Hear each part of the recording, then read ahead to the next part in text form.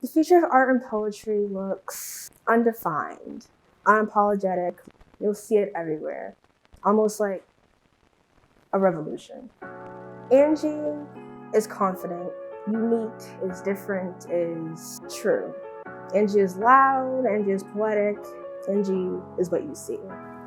My daddy told my mother she was pregnant before she knew it. Before she started sleeping on the floor eating Big Macs. Before the morning sickness and attitude, my daddy said, baby, you having me a daughter. And my mother felt my first kick. Said, baby, be patient, we got time to get acquainted. My mother said she couldn't sleep at night. Said my body was doing somersaults in her rib cage, banging against her bones, it got her back aching. My mother said I turned her into a Class A bitch. Said I brought the woman right out of her. Said I got my daddy and brothers mad at her. My mother said I transformed her body.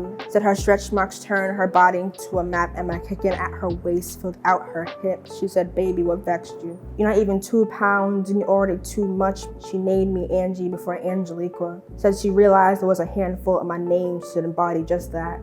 My mother said her water never broke. I just started pushing against her womanhood and she knew it was time. My mother said I took 30 hours, 14 minutes, and 17 seconds to come. Said when I came, I wasn't crying or breathing. Said, Angie, what's wrong? Baby, what's wrong? I barely got a good look at you and you're already leaving.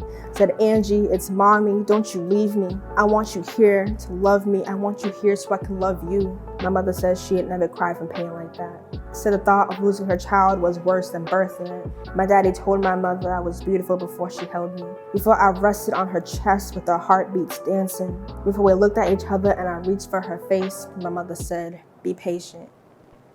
We got time to get acquainted.